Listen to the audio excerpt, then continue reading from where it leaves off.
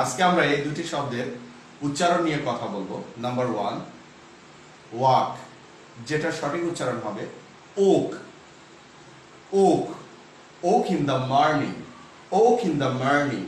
Number 2, catch, আমরা সাধারণত বলি ক্যাচ, এই যে ক্যাচ, উচ্চারণ হবে cat.